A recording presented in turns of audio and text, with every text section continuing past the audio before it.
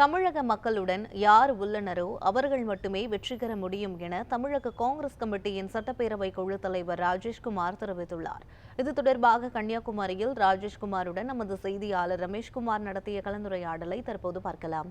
கன்னியாகுமரி மாவட்டத்தில் பல்வேறு வளர்ச்சி திட்டங்களை துவக்கி வைத்து வரும் தமிழக காங்கிரஸ் கமிட்டியின் சட்டப்பேரவை குழு தலைவர் திரு ராஜேஷ்குமார் நம்மோடு இணைகிறார். அவரிடம் சில கேள்விகளை முன்வைக்கலாம். சார் வணக்கம். வணக்கம். தமிழகத்தை பொறுத்த அளவில் பெரியாரின் குறித்து சீமானின் கருத்தை நீங்கள் எப்படி பார்க்க வேண்டியிருக்கும்?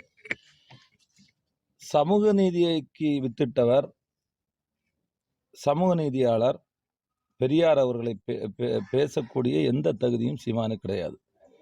தமிழ்நாடு இன்றைக்கு மற்ற மாநிலங்களை விட இன்றைக்கு முன்னேறி செல்கிறது என்று சொன்னால் பகுத்தறிவாளர் பெரியார் அவர்கள், பெருந்தலைவர் காமராஜர் அவர்கள் எல்லாம் சமூக நீதியை பாதுகாத்த காரணத்தினால்தான் இன்றைக்கு தமிழகம் முன்னேறி கொண்டிருக்கிறது. அதற்கு சாட்சி இன்றைக்கு தமிழகம் எப்படி செயல்பட்டு கொண்டிருக்கிறது, தமிழகத்தில் மக்கள் எப்படி வாழ்கிறார்கள் என்பதுதான் எடுத்துக்காட்டு. இப்போ தமிழக வெற்றி கழகத்தில் நாளுக்கு நாள் பார்க்கும் பொழுது மாற்று கட்சியினர் இணைவது அதிகமாக இருந்துட்டு இருக்கு. இது வரும் தேர்தலில் ஒரு மாற்றத்தை ஏற்படுத்தும் அப்படின்னு சொல்லி நம்ம பார்க்கலாம்.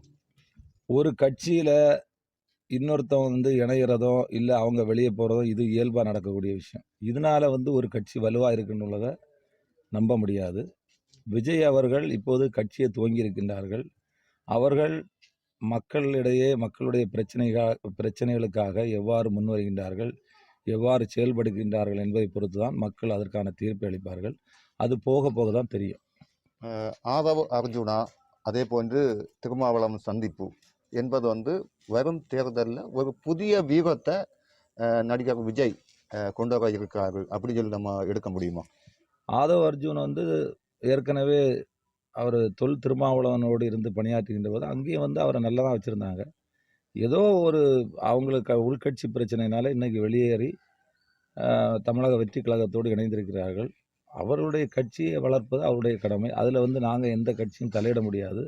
ஆனால் தொடங்கின உடனே ஏன்னா இது மாதிரி எத்தனையோ பேர் கட்சி தொடங்கியிருக்காங்க.